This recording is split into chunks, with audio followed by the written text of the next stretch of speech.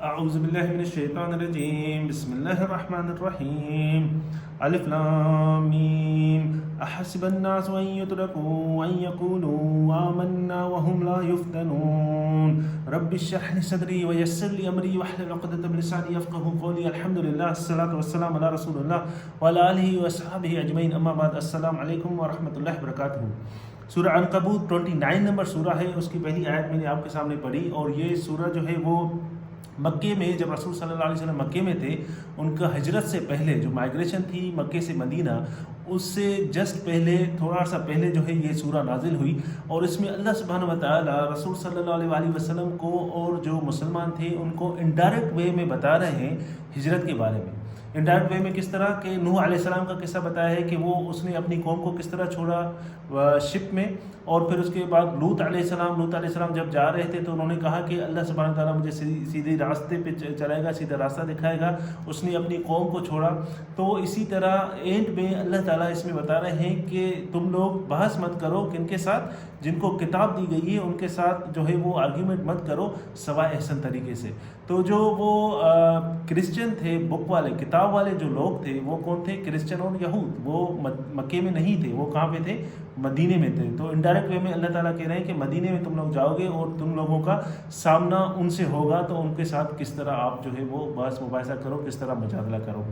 تو اس میں indirect way میں کیوں بتا رہے ہیں اللہ تعالیٰ؟ اس کا ریزن کیا ہے کہ ڈائریکٹ بھی بتا سکتے تھے۔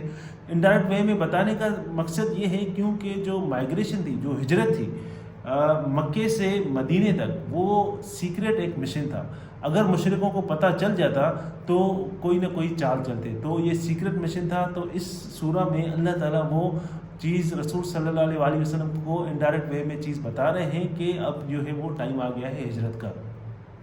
تو جب مشرکوں کا یہ وہ پیریڈ تھا جب مشرکوں کا ٹارچر، جو ان کا ظلم تھا، وہ بہت بڑھ چکا تھا مسلمانوں کے اوپر۔ وہ ان کو مارتے تھے، ان کا مذاق اڑاتے تھے، اور ان کے اوپر ہر قسم کا ٹارچر جو ہے وہ کرتے تھے۔ کن کے اوپر؟ مسلمانوں کے اوپر۔ اور وہ کیوں کرتے تھے؟ کیونکہ وہ مسلمان تھے، لا الہ الا اللہ محمد الرسول اللہ صلی اللہ علیہ وسلم۔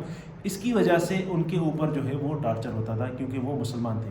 تو جب ان کے اوپر ٹارچر اتنا بڑھ گیا تھا تو جو کچھ صحابہ تھے ان کے ذہن میں یا ان کی زبان پہ یہ چیز آئی کہ ہماری سچویشن چینج کیوں نہیں ہو رہی؟ ہم تو بالکل صحیح حق پر ہیں، ہم تو سچے ہیں، ہم بالکل صحیح کام کر رہے ہیں، تو ہمارے ساتھ ایسا کیوں ہو رہا ہے معاذ اللہ۔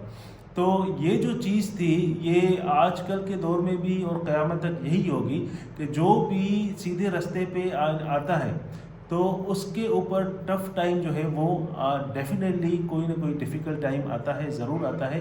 ان کو ڈیفیکلٹ سچویشن جو ہے وہ فیس کرنی پڑتی ہے اگر آپ اللہ سبحانہ و تعالیٰ کے احکام مانتے ہیں، چاہے وہ آپ کی فیملی کی طرف سے ہو، چاہے کمیونٹی کی طرف سے ہو، چاہے وہ جو ہے وہ مشرکوں کافروں کی طرف سے ہو۔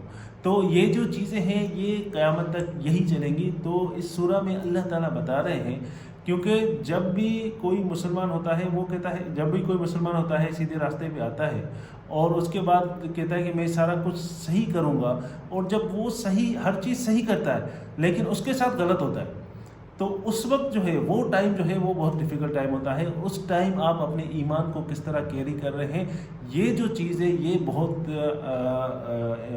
معنی رکھتی ہے۔ تو اللہ تعالیٰ کہہ رہے ہیں الف لام میم احسب الناس، لوگوں نے یہ سمجھ رکھا ہے، یہ خیال کر رکھا ہے کہ اتنا کہنے کی وجہ سے کہ ہم ایمان لے کے آئے، اتنا کہنے کی وجہ سے ہم نے کلمہ پڑھ لیا، ہم ایمان لے کے آئے، ہم نماز پڑھتے ہیں، سارا کچھ صحیح کرتے ہیں، اتنا کہنے کی وجہ سے وہ جو ہے وہ چھوٹ جائیں گے۔ وَهُمْ لَا يُفْتَنُونَ، اور ان کو آزمایا نہیں جائے گا۔ تو جو لوگ ہیں، آزمانے کا مطلب، یفتنون کا مطلب فتنہ سے نکلا ہوا ہے۔ فتنہ کا مطلب ہے کہ جس طرح کسی چیز کو پیوریفائی کرنا، جس طرح گولڈ ہے، آپ نے کوئی بھی چیز صاف کرنی ہے، ٹیبل ہے، کار ہے، کوئی بھی چیز آپ صاف کریں گے تو اس کو پانی سے صاف کریں گے، کپڑا سے صاف کریں گے، وہ صاف ہو جائے گی، اس کی گندگی نکل جائے گی۔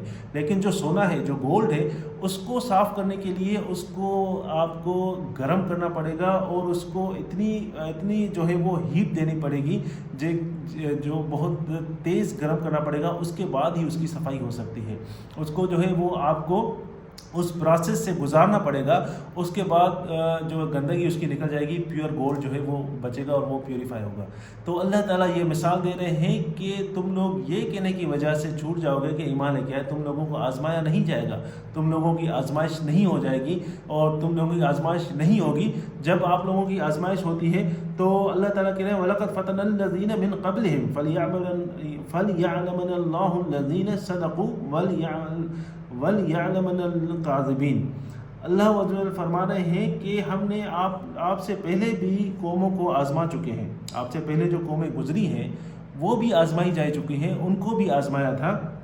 تو اللہ تعالیٰ ان لوگوں کو جان کر رہے گا جو سچ پر ہیں، جو کلمہ تو پڑھ رہے ہیں، ایمان تو لے کے آئے ہیں، لیکن اللہ کے احکامات پہ چل رہے ہیں یا نہیں چل رہے ہیں، یا ان کے اوپر ٹف ٹائم آتا ہے، یا ان کے اوپر کوئی بھی سچویشن آتی ہے، کوئی بھی ڈیفیکلٹ ٹائم آتا ہے، مشکلات آتی ہے، یا کوئی بھی آزمائش آتی ہے، وہ اس میں اللہ اپنے ایمان کو کس طرح کیری کرتے ہیں۔ جو اپنے سچ پہ کھڑے ہوئے ہیں، سچ پر ہیں، حق پر ہیں، چاہے ان کے پاس کوئی بھی ٹائم ہو، اللہ تعالیٰ ان کو جان کر رہے گا۔ یہ بات اتنی آسان نہیں ہے کہ آپ لوگوں نے کلمہ پڑھ لیا، مسلمان ہو گئے، نماز پڑھ رہے ہیں، اور آپ کے اوپر کوئی ٹف ٹائم نہیں آئے گا، آپ کے اوپر کوئی ڈیفیکلٹی نہیں آئے گی۔ تو یہ آپ جو خیال کر رہے ہیں یہ بہت غلط ہے۔ اللہ تعالیٰ کہہ رہے ہیں تم لوگوں کو ضرور آزمایا جائے گا، اور جو سچ پر ہیں ان کو بھی آزمایا جائے گا، اور جو کاذب ہیں، جو غلط ہیں، جو جھوٹ پر ہیں، جو جن کے ایمان میں کھوٹ ہے، جن کا ایمان جو ہے وہ ویک ہے، ان کو بھی آزمایا جائے گا۔ تو اللہ تعالیٰ ان کو مینٹلی پریپیئر کر رہے ہیں اس چیز کی وجہ سے کہ آپ لوگوں کو ڈیفیکلٹ ٹائم بھی آئے گا، مشکلات بھی آئیں گی، اور آپ لوگوں کو آزمایا جائے گا۔ جو سچ پر ہوں گے وہ تو کہیں گے ان کا ایمان اور زیادہ ہو جائے گا، چاہے ان کے اوپر کوئی بھی، کیونکہ آپ کے اوپر، کسی کے اوپر بھی اگر کوئی بندہ چاہے وہ کوئی بھی ہو اس کو ٹارچر کر رہا ہے اس کی وجہ سے کہ وہ سچ پر ہے، وہ کچھ بھی نہیں کر رہا، کہہ رہا ہے میں 5 وقت نماز پڑھتا ہوں، زکوٰۃ دیتا ہوں، میں سارا کچھ جو ہے وہ اللہ کے احکام مانتا ہوں، لیکن میرے ساتھ غلط کیوں ہو رہا ہے، میں نے ایسا کیا گناہ کیا ہے کہ میرے ساتھ غلط ہو رہا ہے۔ جب یہ خیالات آئے تو یہ سمجھ لیں کہ اگر آپ حق پر ہیں، آپ سچ پر ہیں، اور آپ صحیح ہیں، تو یہ اللہ سبحانہ و تعالیٰ کی طرف سے آزمائش ہے، اور اللہ سبحانہ و تعالیٰ یہ آزمائش اسی لیے کر رہے ہیں کیونکہ اللہ تعالیٰ دیکھ لے کہ آپ جو ہے ٹف ٹائم میں اللہ کے جو ہے کلمے پہ، اللہ کے احکامات پر کھڑے ہیں یا اس سے پیچھے ہٹ جاتے ہیں۔ تو اللہ تعالیٰ آپ کو پیور گولڈ جسے کہتے ہیں جو گولڈ ہے وہ بالکل پیور ہو جائے، وہ اللہ سبحانہ تعالیٰ آپ کو اس طرح دیکھنا چاہتے ہیں۔ اسی طرح اللہ عز و جل آپ لوگوں کو آزماتے ہیں۔ اللہ سبحانہ تعالیٰ ہم سب کو سیدھے راستے پر چلنے کی توفیق عطا فرمائے، اور ہر آزمائش سے اللہ تعالیٰ ہمیں دور رکھے اور ہمارا ایمان مضبوط کرے۔ اللہ عز و جل ہمیں سمجھنے کی توفیق عطا فرمائے۔ بارک اللہ لی ولکم فی القرآن الحکیم ونفعنی وإیاکم بالآیات والذکر الحکیم۔